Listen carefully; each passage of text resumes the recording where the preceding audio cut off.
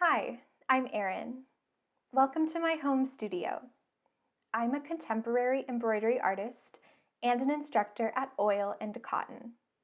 If you haven't heard of Oil and Cotton, it's an art studio where you can take classes in person and online, and an art supply store located in Oak Cliff in Dallas, Texas. Today we are going to begin an art making video series about botanical embroidery. Each video has its own lesson about how art has been influenced by the study of plants. Here's an overview of today's video. Check the description for timestamps if you'd like to jump to a certain part. For today's project, we will create an embroidery sampler inspired by one of the plants in my environment, the Texas red oak tree. We will go step by step, learning 8 different embroidery stitches. Before we start making, I want to begin with a brief history of botanical art. Botany is the scientific study of plants, which is where we get the word botanical. When we talk about botanical art, it holds a really interesting place where art and science meet. Botanical art is ancient.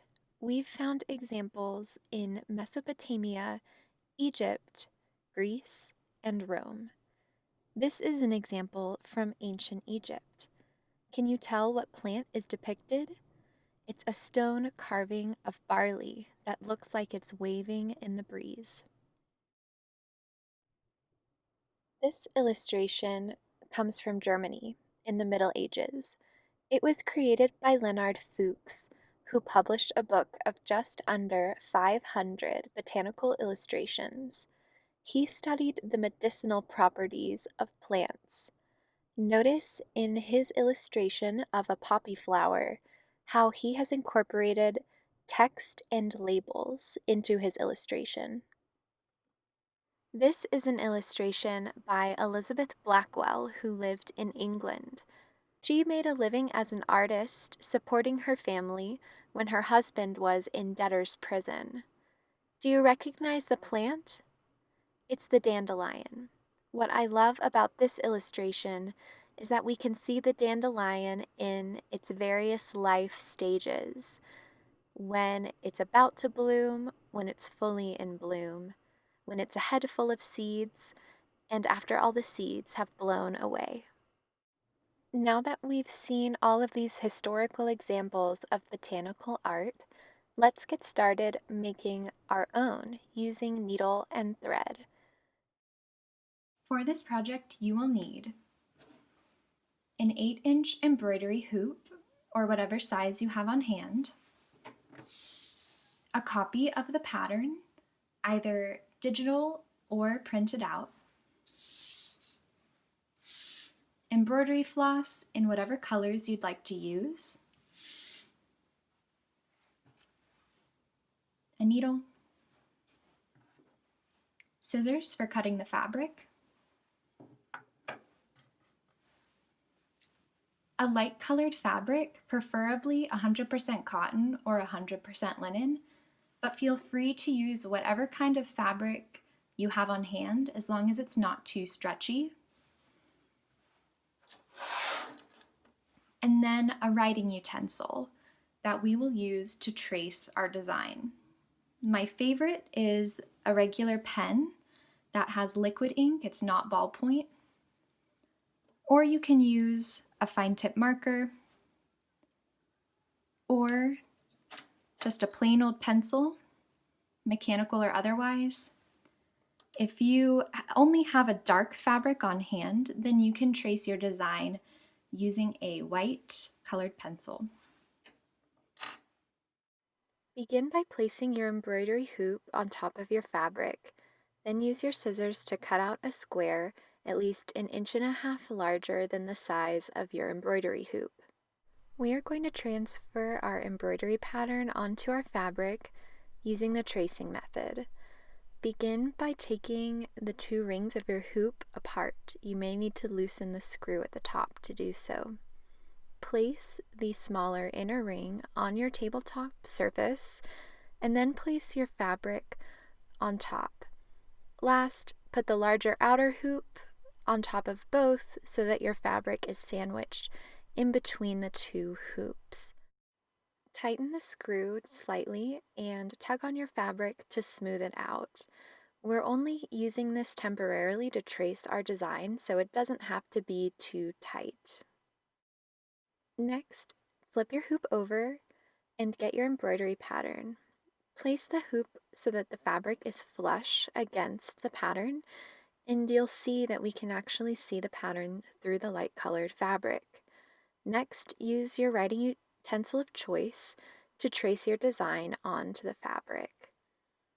Take your time doing this step because if you're using a permanent pen or pencil, any mark that you make will need to be covered with your stitches. Once you've finished tracing your pattern, we need to flip our fabric so that the design faces outward in our embroidery hoop. Take the two inner rings apart and place the fabric so that your design shines forward, and then put the outer hoop back over the top of your inner hoop.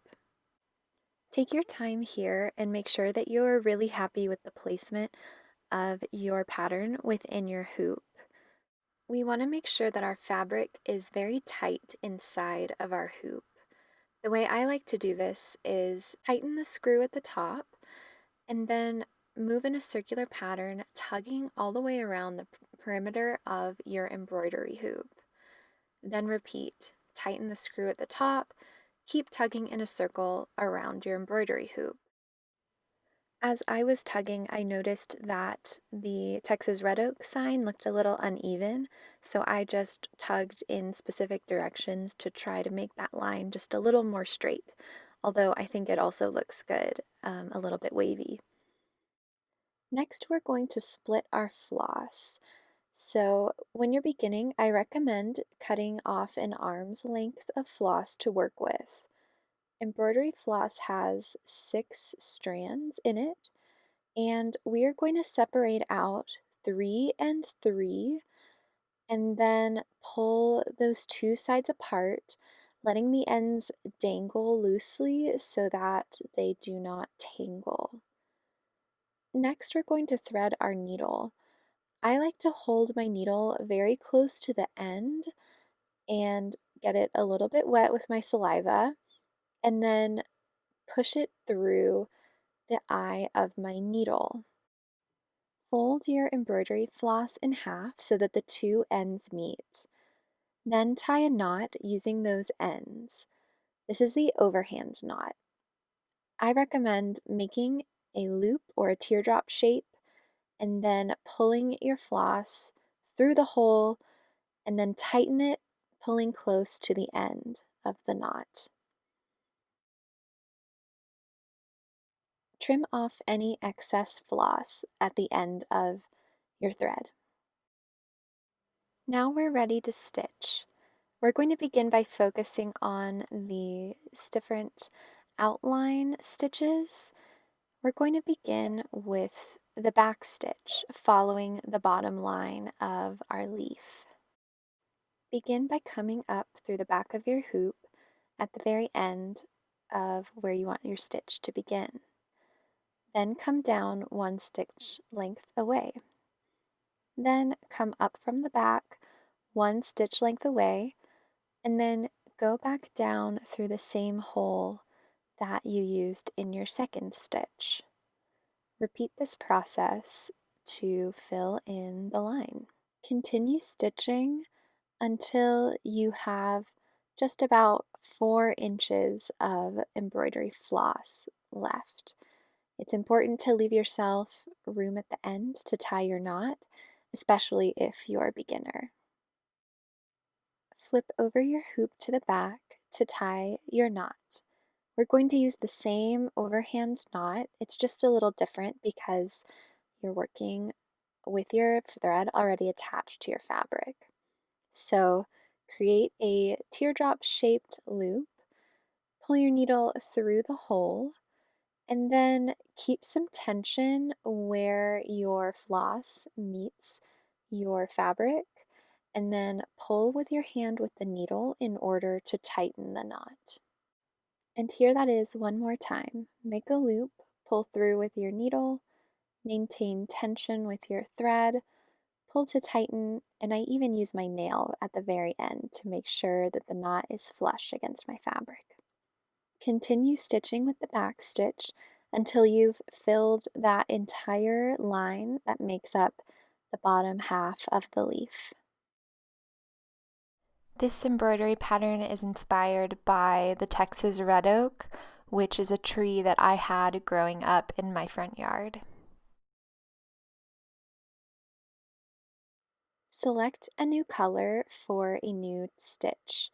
Next, we'll be learning the split stitch. It's another really great outline stitch that you can use, and it creates a really beautiful braid-like pattern. Begin at the base of your outline and then come down 1.5 stitch lengths away. Next, come up 1.5 stitch lengths away, but then come back down through the middle of the previous stitch that you made. This will actually split the floss, which is why this stitch is called the split stitch. So again, come up 1.5 stitch lengths away, come back through the center of your original stitch, and then repeat that process.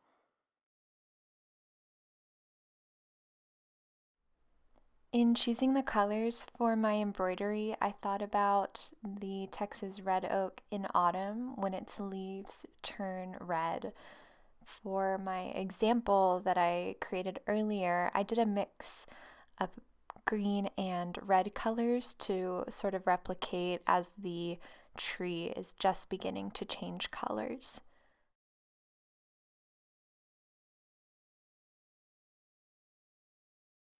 Choose a new color of floss and we will begin the stem stitch. So begin the stem stitch by coming up the end of where you want your stitch to begin. Come back down 1 stitch length away, but leave a little bit of a loop. Don't completely tighten your thread as you come back down. Next, we're going to come up through the back of our hoop, and we're going to come up in the very center of that loop that is still waiting for us. So come up through that loop and then pull tight. Continue to finish the section that you're working on, the stem of the leaf.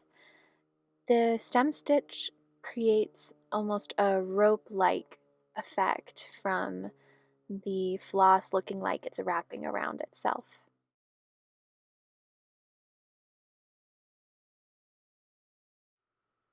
Next, we're going to begin the running stitch. I kept the same color of floss for this stitch, and we are going to follow the pattern that we've drawn with those dashed lines using our floss. So begin by coming up at the very end and then going 1 stitch length away and coming back down. Then we're going to hop forward 1 stitch length away to come up from the back of your embroidery hoop, and then come down 1 stitch length away in the front. And then keep repeating to create this sort of dashed line effect. Since I used a local leaf, you could actually do the same by adapting this pattern and tracing the outline of a leaf that you can find in your neighborhood. Now that we've completed the outline of our leaf, we're going to learn some decorative stitches on the inside. And we're going to begin with the seed stitch. Begin by coming up and coming back down 1 stitch length away. And then you want to hop over to another random point in your embroidery and repeat. Come up from the back and then come down 1 stitch length away. And then just repeat that process over and over so that you have a lot of these simple stitches filling in an area of your leaf. The seed stitch is supposed to look like a bunch of seeds that have spilled on the floor, and it is very similar to the running stitch that we just learned. Next, we're going to use that same simple stitch to create a flower design. So begin by coming up and then coming down one stitch length away. This will be the center of your flower. And then come up one stitch length away and go back down through that original hole with your first stitch. And then repeat. Come up one stitch length away and back down through that center hole, and repeat until you have 5 points on your flower. You can vary the colors of the different petals on your flower. For this first one, I just did one color, but after that, I did a couple stitches and then switched the color of my floss. Next, we're going to learn the chain stitch. Begin by coming up near the center of your stem, and then come back down right next to your stem, almost in the same hole, and pull your thread tight but leave a loop. Next, come up one stitch length away, go through the loop that you originally left, and then pull your thread tight, and you'll see a chain form. Next, you want to come back down right next to where you came up, and then come back up through the back of your hoop and catch that loop one more time, and then repeat the process to create an imaginary line to create your chain stitch. You might notice that after I completed a chain stitch, I used my needle to adjust the floss and how it was sitting on top of the fabric, and I even went back through at the end to sort of fluff my stitches. Next, we're going to use that same type of stitch to create the lazy daisy. So start with one chain. So come up through the back of your hoop, come back down right next to that original stitch, come up through the back one stitch length away, and then we're going to go back down on the outer edge of that chain stitch to secure it. That top stitch is called a tacking stitch, where we're just tacking down our loop. So to repeat, come up through the back of your hoop, and then come back down right next to it, leave a loop, come up through the back, one stitch length away to catch that loop, and then come back down on the opposite side of your loop to create a tacking stitch that holds that chain stitch down. Continue until you have 5 loops, 5 chains in your lazy daisy flower. And just like the straight stitch flowers above, you can also alternate colors if you want to sort of vary the colors of the different petals of your chain stitch. So you can see that I'm varying the colors by starting with this darker burgundy, and I did 2 petals in that color, and then I went in with a lighter red and completed the rest of the petals. The very last stitch that we're going to learn is the French knot. So to do the French knot, come up through the back of your embroidery hoop, then take your embroidery floss and wrap it 3 times around your needle. Hold that floss tight with a little bit of tension, but not too much tension, and bring your needle back down through your fabric through the same hole that you originally came up from. And then as you pull down, your thread will tighten and you will have a pretty little knot on your fabric. So again, you just want to come up, wrap around 3 times, maintain tension with your floss, push your needle back through your fabric, and then pull it through to form the French knot. Continue this to create texture at the front of your leaf, varying the different colors of floss that you use. Lastly, I'm going to begin stitching my letters using the back stitch. Since we've already learned the back stitch, I'm going a little bit fast here. The main thing that you want to keep in mind is that if you have a letter that is curved, then you will just want to shorten the length of your stitches so that you can follow that circular pattern with the letters. So, for example, with the S in Texas, you can see what I'm talking about. So, if you remember those examples of botanical art from earlier in the video, you'll remember that two of them incorporated labels. And labeling the plants in botanical illustration is very important. It ties into this idea of taxonomy, and that just means categorizing and identifying different types of plants. I decided to be a little more ostentatious and playful with this label and give it a bit of a Texas flair by adding that cute little banner around the words Texas Red Oak. And here is our finished project. You can share your finished embroidery with us online. We'll leave our social media information below. I hope you've enjoyed learning those botanical stitches. If you liked this lesson, there are 2 more videos that you can watch about botanical embroidery. Our second video is about how to make embroidery inspired by cyanotype and the early photographer Anna Adkins. Our third video is about how to collect plant specimens to create a really original work of embroidery. If you liked this video, you can check the description box below for ways to support Oil and Cotton, who've provided this video for free. You can also find links to check out some of my work.